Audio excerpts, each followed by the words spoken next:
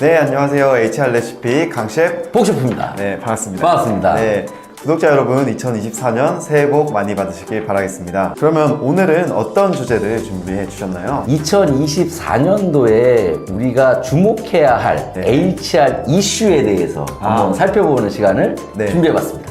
연초에 딱 맞는 주제인 것 같은데요. 네. 과연 2024년 HR 이슈는 어떤 것들이 있을까요? 네, 5개 정도를 한번 뽑아봤어요. 네. 너무 많이 뽑으면 내용이 광대해지기 때문에. 네. 그래서 첫 번째, 직무급 확대입니다. 그리고 두 번째, 인사평가 공정성 강화. 네. 세 번째, ESG 경영과 HR. 그리고 네 번째, 주 4일제 도입. 다섯 번째, 노무 이슈입니다. 하나하나 다 주옥같이 기대가 되는 주제들인데요. 그럼 한 가지씩 살펴보도록 하겠습니다. 먼저 첫 번째, 직무급 이슈에 대해서 설명 부탁드리겠습니다. 네, 지금 직무급 확대가 지속적으로 이루어지고 있는데요. 네. 우리나라의 경우 미국식 직무급은 사실상 어려움이 많이 있었어요. 네. 모든 직무를 평가해서 직무 등급을 내는 이런 방식의 직무급보다는 네. 역할급 기반의 직무급이 지금 확대되고 있거든요. 네, 네. 그래서 좀 쉽게 표현드리자면 여러분이 알고 계시는 LG의 사원 선임 책임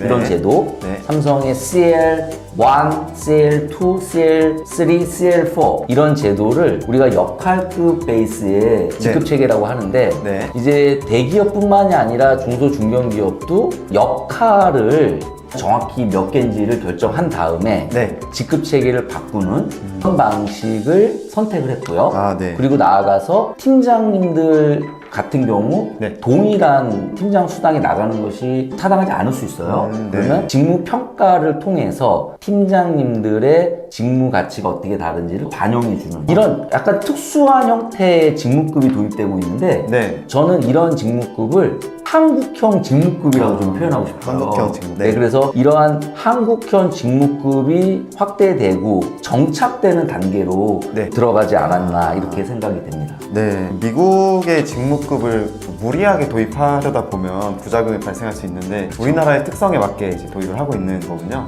네, 맞습니다. 두 번째로 인사평가 공정성 이슈에 대해서 설명 부탁드리겠습니다. 네, 최근 MZ세대의 공정성 인식은 지속적으로 높아지고 있죠. 네, 그런 맞습니다. 상황 속에서 네. 인사관리 공정성이 정말 중요한데 그 중심에는 결국에 인사평가가 있다는 거죠. 인사평가 중요하죠. 네, 그래서 약간 깨알 홍보를 드리자면 네. 이번에 인사평가 트랜스포메이션이라는 책을 출간하게 됐는데 혹시 가능하시면 한번 일독을 좀 권해드리고요. 네, 제가 한번 읽어봤는데 정말 명저입니다. 아유, 감사합니다. 예. 네, 인사평가의 패러다임을 바꿀 수 있는 그런 도서라고 생각을 합니다. 네, 감사드리고요. 네. 그래서 이 인사평가의 공정성을 어떻게 올릴 것이냐는 사실은 지속적으로 중요성이 있었죠. 그런데 2024년도에는 사실상 훨씬 더 이 인사평가 공정성 이슈가 중요해질 것으로 생각이 되고요. 네. 이런 상황 속에서 구체적으로 절대평가를 어떻게 할 거냐. 그리고 두 번째는 상시 수식 코칭, 정말 리더의 코칭이 필요한 그런 상황인데 어떻게 네. 할 거냐. 그리고 세 번째는 다면 평가를 어떻게 확대해 나갈 거냐. 그리고 이 전체가 다 평가자에 의해서 이루어지기 때문에 네. 평가자 스킬 향상을 어떻게 할 것이냐. 이제 이런 이슈로 귀결되고 있어요. 네. 그리고 나아가서 이러한 평가의 변화는 변화 관리 관점으로 장기적으로 해야 되거든요. 네. 그러니까 조직의 변화를 인사평가와 연계해가는 접근이 필요한 네. 시점이다라는 생각이 듭니다. 네, 다음 주제는 ESG 경영과 HR 이슈인데요. 어떤 내용 있을까요? ESG 경영이라는 것은 E는 environment, S는 social, G는 governance라는 그런 뜻인데요. ESG 경영 이제 많이 알고 계시죠? 그런데 ESG 경영이 HR 역할 변화를 요구하고 있다는 거죠. 그러면 ESG 중에 네. HR은 어떤 약자에 들어갈까요? 네, 사실상 HR은 소셜 쪽과 상당히 연계성이 있어요. 네. 그래서 사회적 책임과 상당히 관련돼 들어가는데 그렇다면 이제는 우리가 근로기준법을 준수하는 것 이런 것이 내부적인 문제가 아니라 ESG 경영 관점에서 바라봐야 되고요. 네. 특히 산업 안전 같은 경우는 굉장히 중요하겠죠. 맞습니다. 산업재해 발생이라든지 이런 네. 것들에 대한 관리의 중요성이 훨씬 더 높아지는 것이고요. 그리고 나아가서 협력업체와의 관계도 네. 이제는 ESG 경영 관점으로 봐야 돼요. 불법 파견이라든지 위장 보급이라든지 이런 문제들이 생겼을 때 ESG 경영에 문제가 생기는 것이죠. 아. 자, 그렇다면 네. ESG 경영 관점에서 HR은 어떠한 역할을 해야 되느냐 이런 고민이 필요한 시점이 된 것이고요. 네. 왜 이런 의견을 드리냐면 2025년부터 단계적으로 ESG 정보 공시 의무가 확대가 되는데요. 네. 2025년부터는 자산 규모 2조 원 이상 기업이 대상이 되고요. 네. 그리고 단계별로 확대가 돼서 2030년에는 전체 코스피 상장사들이 ESG 경영 정보를 공시해야 되는 그런 상황이에요. 이렇게 ESG 경영에 대한 중요성이 날로 올라가고 있는 것 같습니다. 네, 그래서 올해는 중견 중소기업들도 네. ESG 경영에 대한 준비가 필요하다고 생각이 되고 네. 이유는 사회적인 큰 패러다임의 변화가 있는 것이죠. 네. 이런 흐름 속에서 뒤처지시면 안 될 것 같아요. 저는 ESG 경영이라는 게 교과서에만 네, 등장하는 용어인 줄 알았는데 이게 현실 세계 속으로 한층 가까워진 것 같은 느낌이 듭니다. 그리고 네 번째로 주 4일제 이슈인데요. 어떤 내용이 있을까요? 사실 우리나라에서 주 4일제를 이야기하면 그거 너무 이른 거 아니야? 그거 유럽이나 하는 거지 이렇게 이야기하시는 분들이 아직도 계시는데 네. 저희는 그렇게 보진 않습니다. 주 4일제는 우리 바로 앞에 다가와 있고요. 네. 그리고 주 4일제를 도입하는 기업들이 생기고 있는 거죠. 최근 세브란스 병원이 주 4일제를 도입을 했어요. 네. 아시겠지만 간호사들의 근무 강도가 너무 높고 퇴사율이 맞습니다. 높았거든요. 네. 그래서 주 4일제를 도입하면서 임금은 어느 정도 양보한 걸로 알고 있어요. 네. 그래서 노사가 합의를 통해서 주 4일제를 도입했는데 네. 퇴사율도 낮아지고 근무 만족도 상당히 높아졌다라는 네. 조사 결과가 있어서 네. 시범 운영이 확대될 예정으로 있고요. 네. 이러한 변화는 병원 업종뿐만이 아니라 네. 많은 업종에 영향을 줄 거라고 보고 있고요.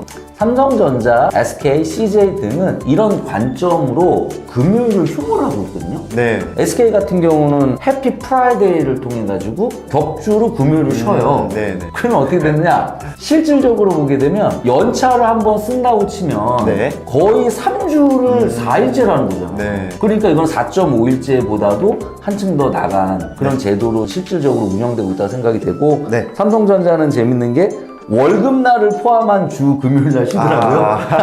이런 식으로 금요일 휴무를 늘려가는 방식으로 이제는 대기업들도 주 4일제를 도전하고 있어요. 네. 네. 자, 근데 저는 이 주 4일제가 네. 하이브리드 근무와도 좀 연계되어 있는 거예요. 하이브리드 근무는 어떤 걸까요? 요즘 네. 4일 일하고 하루는 재택하고 네. 이런 회사들이 아직도 있잖아요. 네, 맞습니다. 코로나 3년을 겪어오면서 우리나라의 기업들이 하이브리드를 자연스럽게 받아들인 거죠. 이런 하이브리드 근무가 주 4일제와 연계돼서 네. 사실상 주 4일제는 좀 더 빨라질 거라고 이제 생각이 되고요. 네. 그리고 한 가지 좀 아쉬운 점은 주 4일제를 근무 시간 패러다임으로 보면 네. 좀 어려움이 있을 것 같아요. 시간만 4일로 하는 걸로 보면 안 된다라는 말씀이시죠? 예, 저는 네. 그렇게 생각하고요. 네. 사실은 이제는 근무 시간이 중요한 건 아니잖아요. 맞습니다. 자기 직무의 성과 책임을 달성하는 것이 네. 핵심인데 맞습니다. 그것을 내가 4일에 하느냐 5일에 하느냐의 문제거든요. 네. 그러니까 근로시간 패러다임에서 성과 패러다임으로 변화시키는 것이 전제가 돼야 되는데 네. 아직 많은 기업들은 4일제를 복리후생제도로 보고 있어요.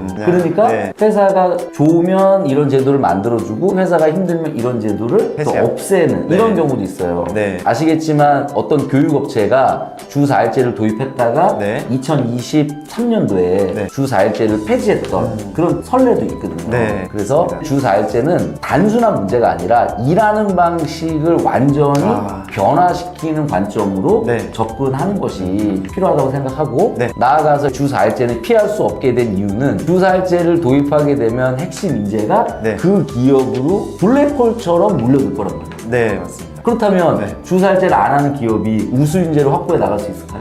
어렵죠. 그런 측면에서 보면 주사일제 준비는 이제는 필수적이다 네. 이런 생각이 듭니다. 네, 그리고 마지막으로 이번에는 노무 이슈를 가져오셨는데요. 어떤 게 있을까요? 세 가지 정도를 말씀드리고 싶은데요. 네. 첫 번째는 육아휴직자 복직과 관련된 이슈가 있어요. 네. 그 두 번째는 직장 내 괴롭힘 금지 이슈가 있고 네. 세 번째는 저성과자 저성과자. 이슈가 있는데 네. 자 먼저 육아휴직 복직을 설명드리면 네. 최근 이슈는 이 직책보직자들이 복직할 때 문제가 좀 생기고 있어요. 맞습니다. 예를 들어서 네. 팀장이 육아휴직을 갔는데 네. 팀장으로 복직을 해야 되느냐 이런 이슈가 있죠. 네, 네. 그래서 얼마 전에 대법원에서도 L쇼핑 같은 경우 사실상 관리자를 담당자로 네. 육아휴직 복귀를 시켰을 때 부당하다라고 판단한 그런 사례가 있었잖아요. 맞습니다. 근데 이런 것들이 늘어날 가능성이 있는데 왜냐하면 최근 출산 연령이 좀 늦어지는 부분도 있고 네. 그리고 남성 육아 휴직자들이 늘어나고 있잖아요. 맞습니다. 그러다 보니까 팀장님들도 육아휴직 많이 가거든요. 네. 그래서 이거에 대해서 준비를 해야 되는데 네. 참 쉽지 않은 것 같아요. 맞습니다. 육아휴직을 다녀온 팀장님들을 복귀시킬 때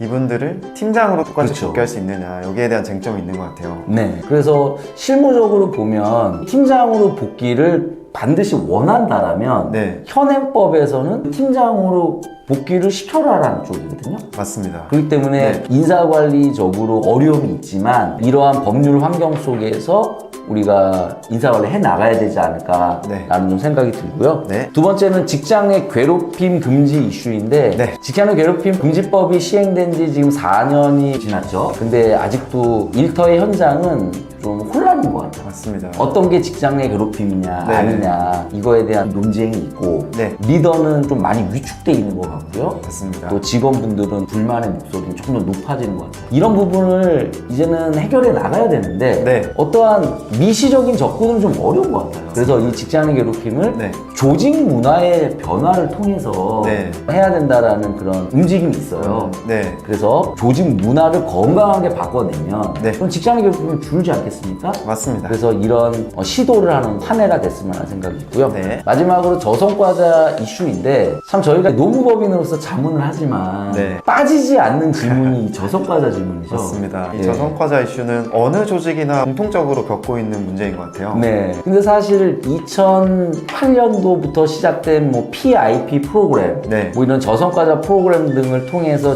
기업들이 저성과자 관리 해왔는데 네. 이건 시간과 비용도 너무 많이 들 뿐만 아니라 네. 조직의 에너지가 네. 완전히 소진되는 그런 문제도 있었어요. 맞습니다. 그래서 네. 이 저성과자를 어떻게 관리해야 될 것이냐 이제 다른 각도의 접근들이 일어나고 있는데 네. 가장 중요한 접근은 예방적 접근 같아요. 저성과자가 발생하지 않도록 하자는 거죠? 그렇죠. 그렇다면 네. 일단은 인사 제도적인 측면이 가장 중요하다고 보는데요. 네. 임금 관리를 정말 합리적으로 해줘야 되는 거죠. 예, 연공에 따라서 임금을 인상시켜주는 제도는 저성과자를 오히려 양산할 수가 있는 것이기 때문에 네. 그 인사 제도적인 접근이 굉장히 중요하다고 생각되고 네. 리더의 리더십이 이런 코칭과 피드백이 원활해야 되는데 우리는 그런 게 쉽지 않아요. 맞습니다. 그러다 보니까 네, 네. 이 사람의 역량이 근속이 오래됐는데도 불구하고 네. 계속 정체돼 있고 네. 이런 경우가 계속 생기는 거죠. 네. 그래서 신입사원부터 네. 인사관리를 어떻게 해 나갈지에 대한 장기적인 플랜이 필요하지 않을까 이런 생각을 좀 해봅니다. 네, 결국에는 여기서도 직무급과 리더십이 필요하다는 말씀이신 것 같고요. 네. 여기까지 2024년 HR 이슈에 대해서 살펴보았는데요. 오늘 영상은 여기까지 마치겠고요. 영상이 도움이 되셨다면 구독과 좋아요, 댓글까지 많이 작성해 주시기 바라겠습니다. 다음에 더 좋은 영상으로 찾아뵙겠습니다. 감사합니다. 감사합니다.